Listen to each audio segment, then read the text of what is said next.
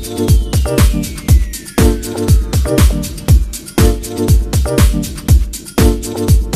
The സിനിമയുടെ പുതിയൊരു എപ്പിസോഡിലേക്ക് എല്ലാവർക്കും സ്വാഗതം. മാർച്ച് 19 റിലീസാവാൻ പോകുന്ന ദുരന്തർ 2 പറ്റി സംസാരിക്കാൻ വേണ്ടിയിട്ടാണ് ഞങ്ങൾ വന്നിട്ടുള്ളത്. അപ്പോൾ സ്റ്റാർട്ട് ചെയ്യാം. Dhurandhar the revenge. ആ റിവെഞ്ച് എന്താണെന്ന് ദുരന്തർ ആദ്യം കണ്ട ആൾക്കാർക്ക് എന്തായാലും അറിയാം.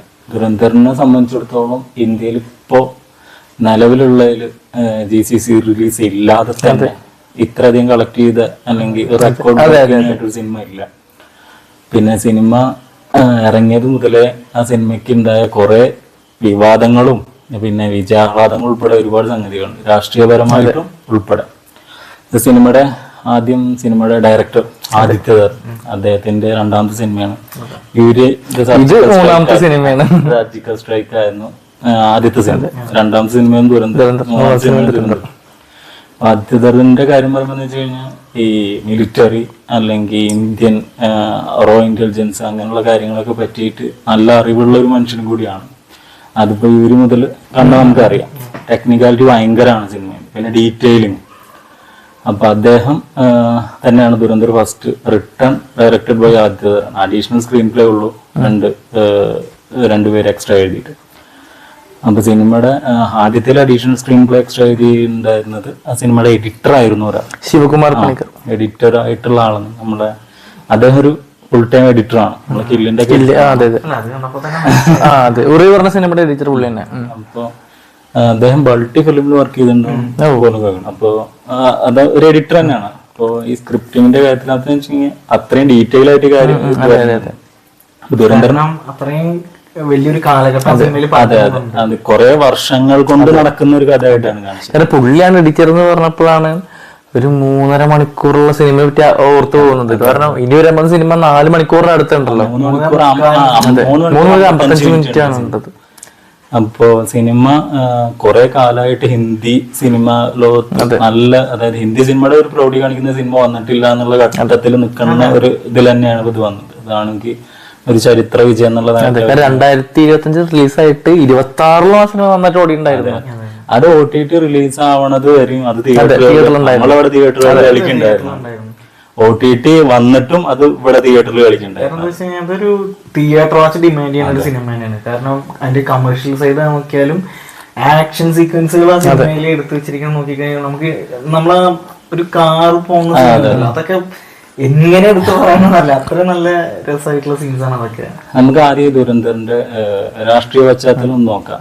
വിവാദങ്ങൾക്ക് എന്നല്ല, ഇപ്പൊ ദുരന്തറിൽ പ്രധാനമായിട്ട് പറയുന്ന രാഷ്ട്രീയ ഇൻസിഡൻസ് എന്ന് പറഞ്ഞു കഴിഞ്ഞാൽ കാണ്ഡഹാർ ഹൈജാക്ക് ഫസ്റ്റ്. അതാണല്ലോ സിനിമ തുടങ്ങുന്നത് 2002. അപ്പൊ അജയ് സന്യാൽ എന്ന് പറഞ്ഞ മാധവന്റെ ക്യാരക്ടർ, അതായത് അജിത് ഡോവലിന്റെ ക്യാരക്ടർ കാണിക്കുമ്പോൾ, അതായത് ഈ ഓപ്പറേഷൻ ദുരന്തർ എന്ന് പറഞ്ഞ സാധനത്തിന്റെ ആവശ്യകത എന്താണെന്നുള്ളത് കാണിക്കുന്ന സംഗതിയുണ്ട്.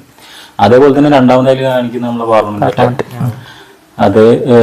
അതും കാണിച്ചിട്ട് പിന്നെ നമ്മുടെ മുംബൈ ഇൻസിഡന്റ് വരെ അതിൽ കാണിക്കുന്നുണ്ട്. അപ്പൊ അതാ ദുരന്തന്റെ ടൈം ലൈൻ അതാണ്.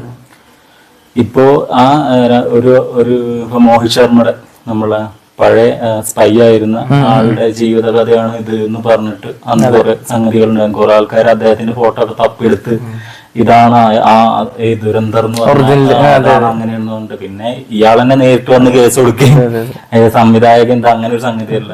അദ്ദേഹം കേട്ട പല ഓഫീസേഴ്സിന്റെയും റോ ഓഫീസേഴ്സിന്റെയും ഇന്റലിജൻസ് ഓഫീസേഴ്സിന്റെ ഒക്കെ ജീവിതത്തിലുണ്ടായ സംഭവങ്ങൾ റിയൽ ലൈഫിൽ ഇൻസിഡൻസിലെ ഫിക്ഷൻ ആയിട്ടാണ് യൂസ് ചെയ്തിട്ടുള്ളത്. അപ്പൊ ദുരന്തർ 2ന്റെ പ്രധാന കാത്തിരിപ്പിന് കാരണം ആ സിനിമ നിർത്തിയ ആ ഒരു മൊമെന്റ്, അതൊരു പീക്ക് നിർത്തിയിട്ടുള്ളത്. അത് പീക്കായിട്ട് അതിൽ എടുത്തു പറയേണ്ടത് സിനിമയുടെ കാസ്റ്റിന്റെ കാര്യം. അതാണ് ആ പീക്ക്നെസ് കൊണ്ടുവന്ന് വെച്ചതിന്റെ കാര്യം. അപ്പോ രൺവീർ സിംഗ് ആണ് all the way, Ranveer Singh ആണ് നായകൻ എല്ലാം. പക്ഷെ ഇന്റൻസ് ആയിട്ട് പറയേണ്ട വേറെ പെർഫോമൻസ് ഉണ്ട് സിനിമയിൽ. റഹ്മാൻ ദക്ക എന്ന് പറഞ്ഞ റോള്, അക്ഷയ് ഖന്ന, അതെ, ആ സിനിമയിൽ അദ്ദേഹത്തിന്റെ അത്രയും പവർഫുൾ ആയിട്ടൊരു റോള്. അതിപ്പോ ഇപ്പൊ ഷാവ എന്ന് പറഞ്ഞ നമ്മളെ വിക്കി കൗശൽ പറഞ്ഞ പടത്തിൽ ഇദ്ദേഹമാണ് ഔറംഗസേബിന്റെ റോള് അക്ഷയ് ഖന്ന ചെയ്തു. ഭയങ്കര ക്രൂരനായിട്ടൊരു വില്ലൻ. പക്ഷെ ഇതൊക്കെ അതിന്റെ ഒക്കെ മേലെ എവിടെയോ പോയൊരു സംഗതിയായിരുന്നു. ആക്ച്വലി പുള്ളി ക്രൂരത്തെ കാണിക്കട്ടെ, പുള്ളി ഒരു നോട്ടം, ആ കാർ നിർത്താൻ പറഞ്ഞ പക്ഷെ ആ ഗ്ലാസ്സിലൊരു ഷോട്ട് കാണിക്കില്ലേ, അത് നമ്മളും ഒരു അയ്യോ ഇനി ഇതിന് പറ്റുമല്ലോ നമുക്കൊരു ഭയം ഉണ്ടാവുമല്ലോ. ക്ലൈമാക്സിൽ ഒരു ഷോട്ട് ഉണ്ടല്ലോ ആശുപത്രിയില് സ്ട്രെച്ചറിൽ നമ്മുടെ സിഗരറ്റ് വലിക്കണം, ആ സീന് കണ്ടോക്കെ ശരിക്ക് എന്താ വെച്ചാൽ അതാ ഇമ്പാക്ട് ആണ്, ക്യാരക്ടറിന്റെ ഇമ്പാക്ട്. സിനിമ ഇറങ്ങിയ സമയത്ത് പുള്ളിയുടെ ഡാൻസും അതെ അതും ആളുകളെ കെറ്റൊരു കാരണമായിട്ടുണ്ട്. അവിടുത്തെ ആൾക്കാരെ സംബന്ധിച്ചിടത്തോളം അല്ല, ഓൾറെഡി പുള്ളി പ്രൂവ് ചെയ്തിട്ടുള്ള ഒരു ആക്ടറാണ്. പക്ഷെ ഞാൻ ആ ദൃശ്യത്തിന്റെ സീരീസ് ഒക്കെ കണ്ടിട്ടുണ്ട്. അപ്പൊ അതിൽ അത്രയും പാവമായിട്ട്, പിന്നെ പുള്ളിയുടെ ലുക്ക് വൈസ് തന്നെ ഭയങ്കരമായിട്ട് ചേഞ്ച് വന്നു. ഇപ്പൊ ഞാൻ പറയുമ്പോ അക്ഷയനോട് കാര്യം പറയുമ്പോ പറയണം, ഇപ്പൊ പണ്ടത്തെ റൊമാൻറ്റിക് ഹീറോ ആണ്. ഇപ്പൊ താൽ സിനിമയിലൊക്കെ, അതായത് ഐശ്വര്യയുടെ താൽ സിനിമ, താലിസെ താലുമില്ല പാട്ടില് ഇഷ്ടത്തിന്റെ റീമേക്കിൽ ദിലീപിന്റെ റോൾ ചെയ്ത ആളാണ്. അതേമാതിരി പൂച്ചക്കൊരു മൂക്കുത്തിയില് ശങ്കറിന്റെ റോൾ ചെയ്ത ആളാണ്. ഇപ്പൊ പ്രിയദർശന്റെ ഒരുപാട് കോമഡി സിനിമകളിൽ അഭിനയിച്ച ആളാണ്. ഗോഡ് ഫാദറിന്റെ റീമേക്കിൽ, അതെ, ഗോഡ് ഫാദറിന്റെ റീമേക്കിൽ മുകേഷിന്റെ റോൾ ചെയ്ത ആളാണ്. അപ്പൊ എന്താ വെച്ചാൽ അതൊക്കെ നമുക്ക് ഇതല്ലാണ്ട് അയാള് ഭയങ്കര എന്താ വെച്ചാൽ ബോർഡർ സിനിമയില് ഇമ്പോർട്ടന്റ് റോളായിരുന്നു. അന്ന് ഭയങ്കര ഇതായിരുന്നു അത്. ഇപ്പൊ അപ്പൊ അദ്ദേഹത്തിന്റെ പെർഫോമൻസിന്റെ കാര്യം കുറെ പറഞ്ഞു. അതിപ്പോ പിന്നെ അടുത്ത് സഞ്ജയ് ദത്ത് നമ്മളെ എടുത്തു പറയണം. കാരണം ഇതിനു മുമ്പ് കണ്ടത് നമ്മളെ പ്രഭാസിന്റെ ഫിലിം ആയിരുന്നു. അപ്പൊ അത് നോക്കുമ്പോ എന്ന് വെച്ച് കഴിഞ്ഞാൽ പുള്ളി ഒരുപാട് സിനിമ വിട്ടിട്ട് ഇതൊരെണ്ണം ചെയ്തിട്ടുണ്ടെങ്കിൽ തന്നെ ഇതായുള്ള കരിയർ ബെസ്റ്റ് ആണ്. അത് ആ ചൗധരി അസ്ലാം എന്നുള്ള ക്യാരക്ടർ പ്രചോദനമായിട്ടുള്ള നമ്മളുടെ ലയാരി ടാസ്ക് ഫോഴ്സിൽ തോറ്റ ഉദ്യോഗസ്ഥനെയും പഞ്ചായത്തിനെയും കാണുമ്പോൾ താരം അങ്ങോട്ടും ഇങ്ങോട്ടും തോന്നുന്ന തരത്തിൽ അത്ര സാമ്യത ശരിക്കും. എന്താന്ന് വെച്ച് കഴിഞ്ഞാൽ അത് നമ്മളിപ്പോ ഈ പറയുമ്പോ നമ്മളുടെ അപ്പുറത്തെ നാടാണ്, അവിടെ മൊത്തം എന്താ പറയാ കൃഷ്ണന്മാരാണെന്നുള്ളൊരു ധാരണയൊക്കെ ഉണ്ട്. പക്ഷെ അവിടെയും ഈ പറഞ്ഞ മാതിരി ആണുള്ള സംഗതി. അപ്പൊ അവിടെയും മോശം കാര്യങ്ങൾക്കെതിരെ വർക്ക് ചെയ്യണ ആൾക്കാരൊക്കെ ഉണ്ട്. അപ്പൊ ആ ക്യാരക്ടർ, പിന്നെ അതേമാതിരി അർജുൻ രാംപാലിനെ കണ്ടിട്ട്, അർജുൻ രാംപാലിന്റെ ഇൻട്രോ സീൻ ഉണ്ടല്ലോ, ആ ഫിഷിംഗ് ഹുക്കിലൊരാളെ ചോദ്യം അതാണ് ആ പടത്തിൽ മൊത്തത്തിലൊരു ഭയങ്കര ഡിസ്റ്റർബിങ് ആയിട്ടുള്ള സീന്. ഭയങ്കര ഡിസ്റ്റർബിങ് പറഞ്ഞാലും പോരാ, അത് വലിച്ചപ്പോ അതെ നമ്മുടെ മക്കളെ പൊത്തിപ്പോയത് പറഞ്ഞാല്. അതെനിക്ക് അതിലെന്താന്ന് വെച്ചാൽ നമ്മുടെ മുംബൈ ഇൻസിഡന്റിന്റെ ഒരു പ്രധാന സൂത്രധാരനായിട്ടുള്ള ഇലിയാസ് കാശ്മീരി പ്രചോദനമായിട്ടുണ്ടാക്കിയ കാര്യമാണ്. അതും മേക്കപ്പ് കണ്ടാ അറിയാം, അതും ഇതുവരെ പോലത്തെ ഒരു ഇത്. ഇപ്പൊ ആ സിനിമയിൽ എനിക്ക് തോന്നണേ ഇപ്പൊ ഒറിജിനൽ ടിപ്പിക്കൽ ബോളിവുഡ് സ്റ്റൈലിലുള്ള ക്യാരക്ടേഴ്സ് കമ്മിയാണ്. അതായത് പാട്ടിന് വേണ്ടി വരുന്ന നായിക, അങ്ങനെയുള്ള കാര്യങ്ങളൊക്കെ ഇപ്പൊ ഇതിപ്പോ ഇതില് ഉണ്ട്, ഇല്ലാന്ന് പറയില്ല, എന്നാലും ഉണ്ട്. പക്ഷെ എന്നാലും നായിക അത്രമേൽ ഇമ്പോർട്ടന്റ് ആയിട്ടുള്ള തന്നെയാണ്. ഇനിയിപ്പോ ഇല്ല, ഇനി സെക്കൻഡ് പാർട്ടിൽ അതിന്റെ ട്രെയിലർ കണ്ടു നോക്കുമ്പോ നായികയുടെ വേറൊരു തരത്തിലുള്ള മുഖം നമ്മൾ കാണുന്നുണ്ട്. അത് കണ്ടപ്പോ ഇനി സത്യാവസ്ഥ മനസ്സിലാക്കിയിട്ടുള്ളതാണെന്നൊരു ഡൗട്ട് ഉണ്ടായിരുന്നു. അതായത് ഇപ്പൊ ഇതിന്റെ തുടക്കത്തിൽ തന്നെ റഹ്മാൻ തെക്ക എന്നുള്ള പേര് വെട്ടണതാണ് ആദ്യം കാണിക്കുന്നത്. അതായത് നമ്മൾ എവിടെ അവസാനിപ്പിച്ചോ അവിടെയാണ് ഈ സിനിമ തുടങ്ങുന്നത്. ഈ സിനിമയുടെ സ്റ്റൺസിന്റെ കാര്യത്തിൽ പറഞ്ഞ മാതിരി സ്റ്റൺസ് 3 പേര് കമ്പൈനായിട്ടാണ് ഇതിന്റെ സ്റ്റണ്ട് ചെയ്തിരിക്കുന്നത്. അപ്പോ അതാ സ്റ്റണ്ടിന്റെ ആ റോനസ് കണ്ടാൽ നമുക്ക് അറിയാതെ. CMO എന്ന് പറഞ്ഞ ഈ കില്ലില് ഒക്കെ വർക്ക് ചെയ്തിട്ടുണ്ട്. ഈ അതായത് CMO ആദ്യമായിട്ട് സ്വതന്ത്രനായിട്ട് വർക്ക് ചെയ്യാൻ തുടങ്ങിയ ഒരു ടൈം എന്ന് പറയുമ്പോ ഈ കൊറിയൻ ആളാണ്. അദ്ദേഹം പാരസൈറ്റ് പറഞ്ഞ പടം ഉണ്ടല്ലോ, അതിലൊക്കെ വർക്ക് ചെയ്താണ്. അപ്പം അദ്ദേഹം പിന്നെ യാനിക് ബെൻ, ഓഫ് കോഴ്സ് എല്ലാവർക്കും അറിയുന്നതാണ്. അപ്പൊ ആവീരൻ ഉൾപ്പെടെയുള്ള ഇപ്പൊ നമ്മളെ ഖലീഫയിലൊക്കെ സ്റ്റണ്ട് ചെയ്യണം. അതേമാതിരി അതിലുള്ളത് അജയ് ഗുലാബ് എന്ന് പറഞ്ഞിട്ടുള്ള ഒരാൾ. അത് ഒരു 95 മുതൽ തന്നെ ഹിന്ദി സിനിമ ഇൻഡസ്ട്രിയിൽ സ്റ്റണ്ട്മാൻ ആയിട്ടുള്ള ഒരു സീനിയർ ആയിട്ടുള്ള, അതിൽ ഇപ്പൊ സീനിയർ ആയിട്ടുള്ള ആളാണ്. ആ സിനിമയിലെ ആക്ഷൻ സീക്വൻസ് മാത്രമല്ലാണ്ട് എന്താ ചേസിംഗ് ഇൻക്ലൂഡഡ് ആണ്, ഗൺസ് ഇൻക്ലൂഡഡ് ആണ്, ബ്ലാസ്റ്റിംഗ് എല്ലാം ഭയങ്കര റിയലിസ്റ്റിക് ആണല്ലോ. ഇപ്പൊ ഈ സിനിമയിൽ ഇപ്പൊ നമ്മളിപ്പോ അക്ഷയനെ പോലുള്ള ഒരു ആക്ടർ ഇല്ല എന്നുള്ളത് മാത്രമായിരിക്കും ഇപ്പൊ ഈ സിനിമയെ സംബന്ധിച്ചിടത്തോളം. അയാൾ പക്ഷെ സീൻസിൽ ഉണ്ടാവുമായിരിക്കും എക്സ്പെക്ട് ചെയ്യുന്നുണ്ട്. ഇപ്പൊ ഈ സിനിമയെ പറ്റിയിട്ട് ദുരന്തർ നമ്മൾ വരാൻ പോവാണ്, നമ്മൾ വരുന്നതാണ്. അപ്പൊ ആ സിനിമയിൽ ഇപ്പൊ അൺഎക്സ്പെക്ടഡ് ആയിട്ട് സർപ്രൈസ് ആയിട്ട് കുറച്ച് റോളുകളുടെ കാര്യം ഇപ്പൊ ഡയറക്ടറും പറഞ്ഞിട്ടുണ്ടായിരുന്നു. യാമി ഗൗതം പറഞ്ഞ ഡയറക്ടർ വൈഫ് ഒരു യൂരിയിലുണ്ടല്ലോ. അപ്പൊ അവര് സിനിമയിലൊരു ഇമ്പോർട്ടന്റ് റോൾ ചെയ്യുന്നുണ്ട് എന്നുള്ള സംഗതി. പിന്നെ അതേമാതിരി പറഞ്ഞേക്കുന്നവരാണ് ഇമ്രാൻ ഹാഷ്മിയുടെ പേര്. ഇമ്രാൻ ഹാഷ്മി ഇപ്പോ ലാസ്റ്റ് നമ്മൾ OG വന്നൊന്ന് കറക്കി പോയതാണ്. അതില് നായകനേക്കാൾ കൂടുതൽ പേരെടുത്ത ആളാണ്. അതേമാതിരി ഒരു വിക്കി കൗശൽ ഒരു ക്യാമിയോ ചെയ്യുന്നുള്ള ഒരു വിക്കി കൗശലിന്റെ സ്വന്തം ആളാണല്ലോ ഡയറക്ടർ, നാഷണൽ അവാർഡ് വരെ വാങ്ങിക്കൊടുത്ത ആളാണ്. അപ്പൊ അതാണ് ഇപ്പൊ സർപ്രൈസ് ആയിട്ട് നിൽക്കുന്നത്. ഇപ്പൊ സിനിമ 19 ഇറങ്ങുന്നു. അപ്പോ ഈ സിനിമ ദുരന്തർ ഫസ്റ്റ് ഇറങ്ങിയ നോക്കുമ്പോ ഈ അഭിനന്ദനങ്ങളല്ലാതെ ഉണ്ടായ കുറച്ച് റെസ്പോൺസ് ഉണ്ട്. അതിനെ പറ്റിയൊന്നും നമുക്ക് പറയാം. അതെ, നമ്മുടെ നാട്ടിലും അല്ലാതെ ഉണ്ടായിട്ടുള്ള വിമർശനങ്ങളുണ്ട്. അതിൽ ഒന്നാമത്തെ ഞാൻ പറയാം, ഇപ്പോൾ പല ആക്ടിവിസ്റ്റുകൾ, പത്രപ്രവർത്തകർ, ഇപ്പോൾ പാകിസ്ഥാനിൽ തന്നെ താമസിക്കുന്ന പോലെ ജേർണലിസ്റ്റുകളും കാര്യങ്ങളൊക്കെ പറഞ്ഞ് സിനിമയിൽ കാണിച്ചിരിക്കുന്ന ലയാരി അവിടുത്തെ ലയാരി നമുക്ക് വലിയ ബന്ധമൊന്നും ഇല്ല എന്നുള്ളതാണ് ഒന്നാമത്തെ. അത് അങ്ങനെ സിനിമയിൽ കാണിച്ചത് അവിടുത്തെ എല്ലാവരും ക്രൂരന്മാരായിട്ടാണ് കാണിച്ചിട്ടുള്ളത്. റീസെന്റ് യൂട്യൂബിൽ ഒരു പാകിസ്ഥാൻ വ്ളോഗ് വന്നിട്ടുണ്ടായിരുന്നു, ഒരു മലയാളി അങ്ങോട്ട് പോയത്. അപ്പൊ എന്താ വെച്ച് കഴിഞ്ഞാൽ ഞാൻ അതിന്റെ മൊത്തം വീഡിയോസ് കണ്ട സമയത്ത് എനിക്കൊരു ഐഡിയ കിട്ടിയത്, കാരണം ഞാൻ കണ്ട പാകിസ്ഥാനല്ല അത് അവിടെയും എന്താ പറയാ നോർമൽ ലൈഫ് ഉണ്ട്.